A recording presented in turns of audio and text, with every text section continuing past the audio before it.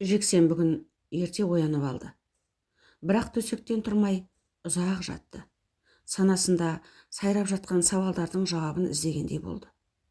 Бірақ шындыққа тура қарай алмады.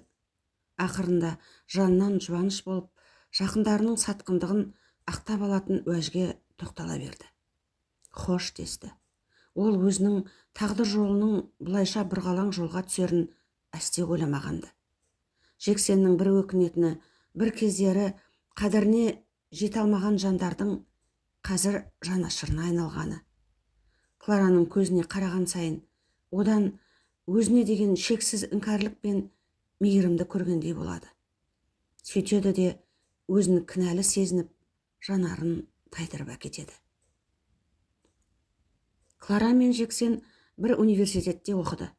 Студенттік өмірдің алғашқы күні Жексен сабаққа кешігіп келді. Сәнденіп, киініп, шашын сулап қайырған, ақ көйлекті қақшитып киген, қара шалбардың қыры пышақтай өткір, қара торы келген жігіттің өзіне тән көркі де бар еді. Бірақ тәкаппарлығы мен өр көкіректігін де байқау қиын емес. Мұғалімнің сауалдарына жауап беріп тұрған Жексен группаластарының бәрін көзбен сүзіп тұр. Бір сәт кілт тоқтады. Оның көзі Клараға келгенде өзгеге назар аудара алмай ұзақ тұрып қалды. Мұны аңғарған Клара да жанарын тайдырып әкетті де өзіндегі бар көңілді байқатпауға тырысты. Бірақ бұл іңкәрлік көзқарас көпке созылмады.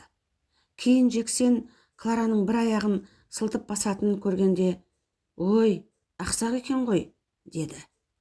Және оны Клараның өзіне естірте айтты. Бұл сөзді есту байғұс қыздың жүрегіне шаншудай қадалды. Десе де, ол мұндай сөздерді қоғамда жиі естіп жүрген соң, өзіне өзгелердің шұқшия қарағанына үйреніп кеткенді. Аяғында кемістігі бар демесең, Тәңір оған бар сұлулықты бере салған. Өзі аққұба келген қалың қастарының арасында қос жанары ылғи нұрланып тұратын. Ол кезде ауылдан келген Клара жатақханаға орналасқан. Группаластарының көбі қалалықтар еді. Болмаса пәтер жалдап тұратын байдың балалары. Жатақханадан тек Дина екеуі қатынайтын. Содан да болар екеуі жақын дос болып араласып кетті. Алғашқы сабақ аяқталып, Дина екеуі саябақпен жатақханаға келе жатыр. Әлгі жігіт, «Жексен, маған түк ұнаған жоқ», деді Дина. «Неге?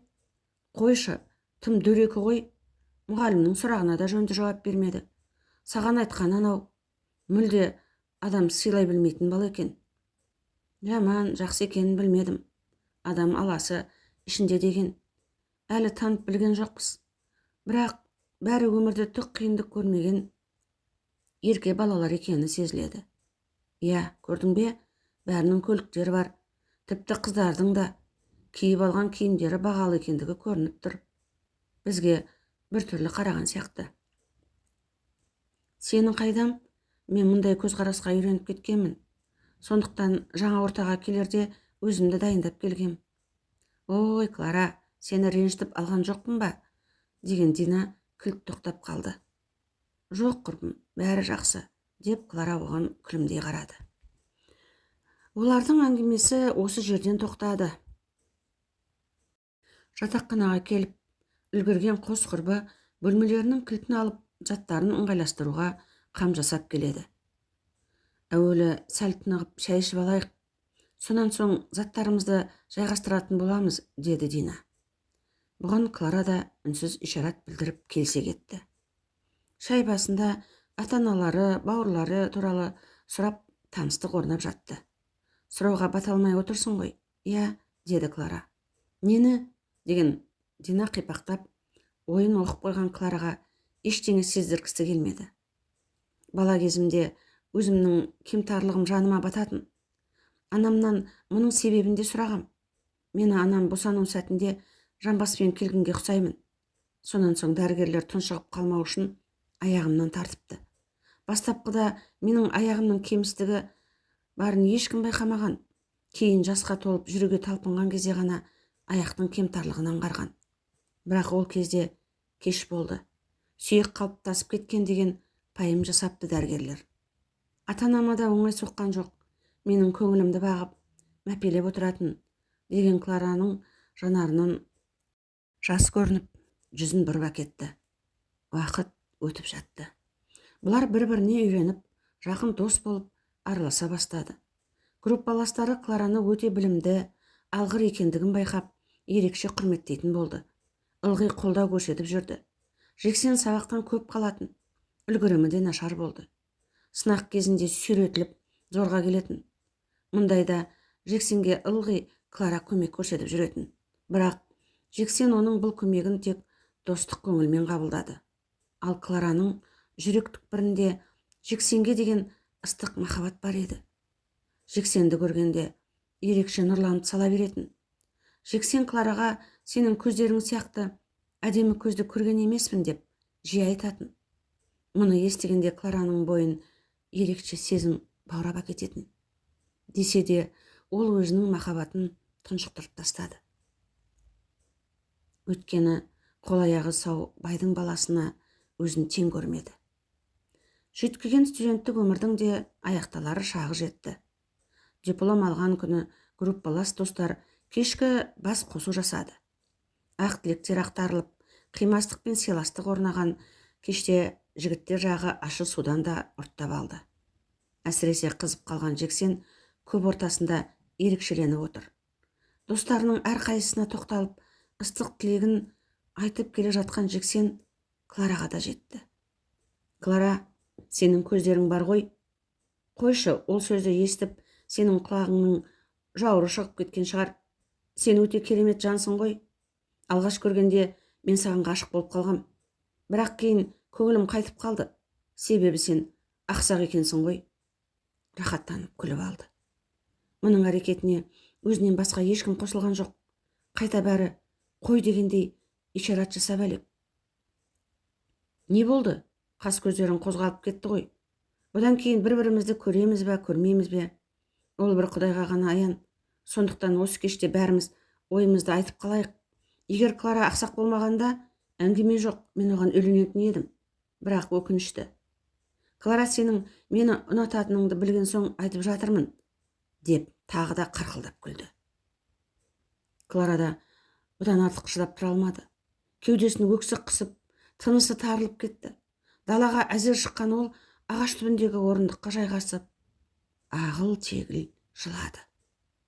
Басқа Жексеннен мұндай сөз есту оған ауыр соққы болды. Содан бастап жүрегі қатайып кеткендей еді. Бірақ Жексенге ештеңе деген жоқ. Тек осыдан кейін онымен жолықпасам екен деді. Уақыт өзіне керегін алды. Жылдар жылыстады, Клара жұмысқа орналасты. Бала кезден тігін тіккенді жаны қалайтын. Бұл ісінде кәсібіне айналдырды. Клараның еңбекқорлығы талай жарымжан адамға жігер берді. Ақырында ол өзінің еңбекқорлығы мен табысты әйелге айналды. Мүмкіндігі шектеулі жандарға қолдау көрсететін өзінің орталығын ашты. Мұнда ол тағдыр сынына түскен адамдарға психологиялық қолдау көрсетіп, панасы қалғандарға пана болатын орталық жасады. Бірде қызметкерлері жаңадан келген науқастың 2 күннен бері төсектен тұрмай, нәр сызбай жатқандығын айтты. Қанша жаста? 40-қа таяп қалған. Не жағдай? Ауыр жол апаты салдарынан мүгедектер арбасына таңылған. Әйелі баға алмаймын деп тастап кетті. Содан бері не ем қабылдамай, не ас ішпей жатыр. Жарайды, кейінде өзім барып шығармын. Қай палаты? 42. Жақсы. Сан шаруамен жүріп, Клараның есінен шығып кетті. Тек жұмыс аяғында қайтуға жиналып жатып кілт тоқтады. Үлкен дәлізбен аяңдап басып, 42-ші бөлмені іздеп келеді. Шеттегі ашық тұрған есік жайлап бөлмеге енді. Тым-тырыс. Төсекте теріс қарап ер адам жатыр екен. Азамат, рұқсат па екен? Ешкімді көргім келмейді. Жақсы, мен сізді мазалағым келмейді. Бірақ мен осы орталықтың басшысы ретінде сіздің әрекетіңізге бейжай қарай алмаймын. Менің өмір сүргім келмейді. Түсінесіз бе? Бәрі бітті. Баяғы күндер кетті. Жан-жағым толған сатқындар екен. Мына дауыс Клараға таныс. Қайдан естідім деген Клара есіне түсіре алмай әлек. Мүмкін емес, расымен ба? Жігіттің жанына жақындай берді. Оның түйсігі алдамаған сыңайлы. Кенет бұған бұрылған жігіттің жанары шарасынан шығып кете жаздады. Клара деген оның таңданысы сезілді. Бұған өзін жымиып алған Клара байсалды жауап берді. Иә, бұл мен. Сол баяғы ақсақ қыз. Несіне таңғаласың? Қайта мен таңғалып тұрмын. Дұрыс айтасың. Сол күні мен артық кеттім. Ішімдіктің кесірі ғой. Кейін есіме түсіп, сенен кешірім сұрамақ болып жатақханаға барғам. Ол жақтан кетіп қалыпсың. Содан кейін таба алмадым. Одан бері табаны күректей 20 жыл өтті. Мен сені бір компанияның бастығы деп естідім. Бір-екі мәрте сыртыңнан көріп қалдым. Рас па, неге жақын келмедің? Қажеті жоқ еді. Екеуі де үнсіз қалды. Міне, менің қазіргі жағдайымды көріп отырсың. Мен де сен сияқты ақсақ болып шыға келдім. Ой, сенен де бетер мүгедекпін. Кезінде сені қорлағаным туралы бүгін ғана ойыма алып едім. Ғажайыпты қарашы, сен келіп тұрсың. Мен саған кектенген емеспін. Ешқашан сені осындай жағдайға тап болсын деп тілеген де жоқпын. Бұл жағдайға қалай душар болып жүрсің? Жоға, сенің көңіліңнің ақ екенін білем ғой. Бұл Құдайдың маған берген жазасы. Көп асқанға бір тосқан деген осы. Оқу бітірген соң жақсы жұмысқа орналастым. Әрине, әкемнің арқасында. Сол жерде қызметім жоғарылап, бастық болдым. Отбасын құрдым. Әкем өзінің досының қызымен таныстырып, пәлендей сезімім болмаса да үйлендік. Бәрі жақсы жүріп жатты. Бірақ әйелім құрсақ көтере алмады. Мен оған бас қатырған жоқпын. Өзіммен өзім дал болып жүрдім. Кейін ата-анам өмірден озды. Жалғыз бала болған соң бар дүние маған мұра болып қалды. Не ішем, не жеймін демей шалқып өмір сүріп жаттық. Бірақ сол ішімдікке әуестік қалмады. Әкемнің көзі тайған соң қызметімнен де түсіріп тастады. Оның үстіне баланың жоқтығынан әйелім екеуміз күнде жанжалдасамыз. Сондай күннің бірінде өзімді бар жауапкершіліктен алшақ ұстағым келіп, көлікке мініп алып, үйден шығып кеттім. Кафеге барып, ащы суға сылқия тойып, іштегі күйігімді басқандай болдым. Жағдайыма қарамай үрелге отырдым. Көзім бір ашылып, бір жұмылып келеді. Кенет тарс-тұрс еткен дыбыс шықты. Арғысы есте жоқ. Бір қарасам, аурухана төсегінде жатырмын.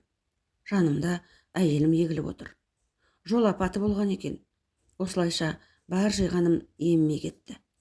Әйелімнің мүгедек байды бағуға шыдамы жетпеді. 5 айдан соң осында әкеліп тастады. Енді көріп тұрғаныңдай ешкімі жоқ, мүгедек адамға айналдым. Менің бар жағдайым осы. Өзің қалайсың? Жексеннің әңгімесін жан жүрегімен тыңдап, іштей ойға шомып кеткен Клара селк ете қалды. Жексен, сен бұлай тағдырдың соққысына сынбауың керек. Қайта өзіңнің әлі де қайратты, қолыңнан іс келетін азамат екеніңді дәлелдеуге тырыс. Менің өмірім бір қалыпты. Жақында осы орталықты аштым. Қазір түрлі жобалармен жұмыс жасап жатырмын. Отбасын құрдың ба? Әзірге жоқ. Жұмыс істеп жүріп, жеке өмірімді ығыстырып тастаппын. Бір кездегі ақсақ қыз кімге керек деген ойдан арыла алмай жүрмін. Бұл сөзге Жексен қызарып, жүзін төмен салды. Астыңғы еріндерін тістелеп, терезеден сыртқа көз тастады. Қысылмай-ақ қой.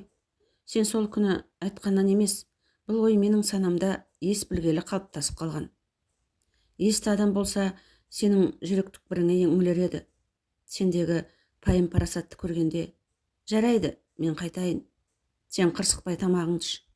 Мен ертең дәрігер мамандармен кеңесіп, сенің диагнозың бойынша қандай ем шаралар жасауға болатыны туралы сөйлесем. Тағы біраз жақсы түсіндім. Клара бөлмеден қоштасып шығып кетті. Әттен дүние. Бір кездегі ешкімге ырық бермес асаудың бүгін төсекке таңылып, жарым жан болған ай. Тек қалай болғанда да мен оған көмектесуім керек деген оймен келеді.